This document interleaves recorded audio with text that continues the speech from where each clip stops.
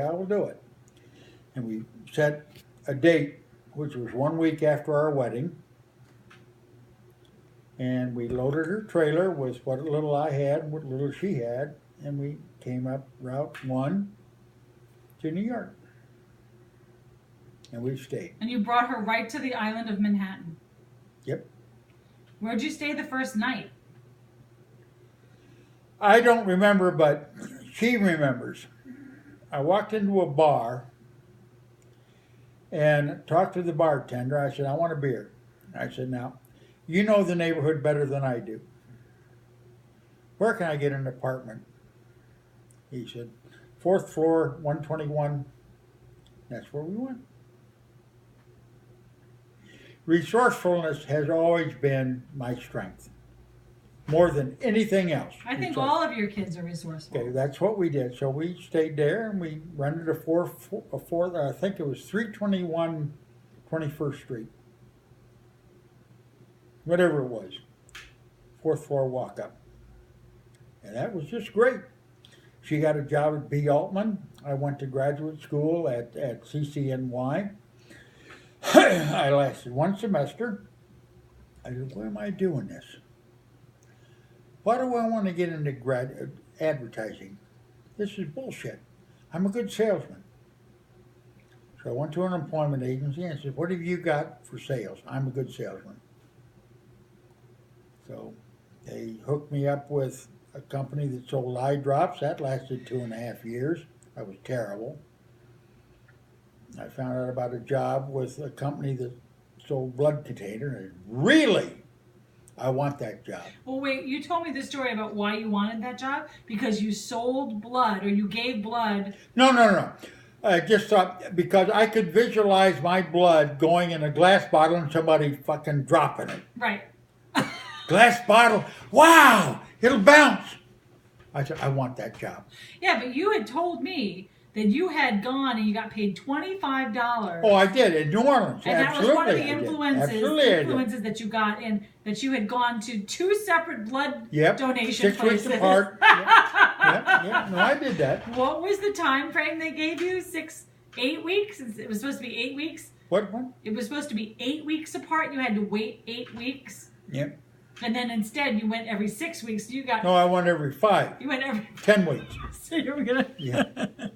They gave me $25. Okay. I had B positive. I was a rare blood. They needed it. Okay. They caught me. And then they caught you. So it goes. And then when we came to New York, when that blood thing happened, you were like, oh, you loved it. No, that was a job from heaven.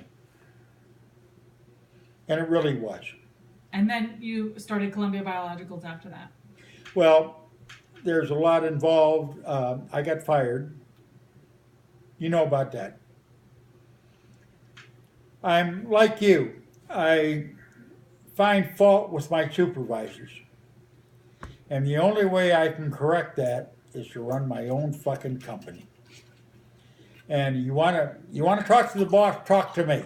You're unhappy? Talk to me. All decisions are made here. And I'm still doing that. You're not happy with the filter I use? Okay, I'll take care of it. I don't know if I told you I did an oil change Thursday, and like an asshole, first time in 20 years, I forgot to put the oil cap on. I told you about that? Hartkorn had 2 oil changes for me, 941 and 951, or 941 and whatever was the second one. So I did 941, and I did the next one, and I stuck my hand in my pocket, and his oil filler capper was in my pocket from the first oil change. Uh-oh, this is not normal. So I went into Chris, who is the owner's stepson, and I said, I have a problem. I did not put the oil cap back on the oil change that I did. Mm-hmm. He said, well, all right. I said, no, it's not all right. Where does this guy live? He lives in Shirley. Give me his address. He did. Give me a map. He did. By 5:15, he had that cap back on. That's great. Well, it also cemented the Committed. image that I have projected for 29 That years. you're committed to everything. I that you give do. a shit. Yeah. It wasn't, well, I'll see him in the morning or bring it, okay. But the point I'm suggesting to, what is the point? Is that the decisions are made here. Yeah, okay. And you said that I have problems with my supervisors. I've never had problems with my supervisor ever until Frank Giuliano. So when? Until my current boss. I've never had a problem. Louis Esposito was my boss, but before him, absolutely adore that man. Before him was Tim Guarnieri or Jim Devine or Darrell Waters. And before them was Rick Rye. And then before that was, Jim Castle and Stark, Charles How Stark. much are we going to drink tonight? Not until we go to sleep. Till we go to sleep? Where are you sleeping? Upstairs in my bedroom that I was born in, or when I came home as an infant. I value this. I do too. Welcome to Richard and I, what we do. We do it maybe once, twice a year. Just exactly what we're doing now. Yeah, I wish he were here to Me enjoy too. this. Me too. We'll have other times though. He'll have to come out. Well, now it's going to be a threesome. Okay. Welcome to the glue. Thank you. Starts with Ouzo. It ends with soccer. You have Suko, Suko. Yeah. How am I doing? I'm doing fine. You were talking about Lewis. Anyway, I've had an incredible run in my professional career of bosses. Bosses that mentored me, were patient with me, trusted me, valued me. Just, Why wouldn't they?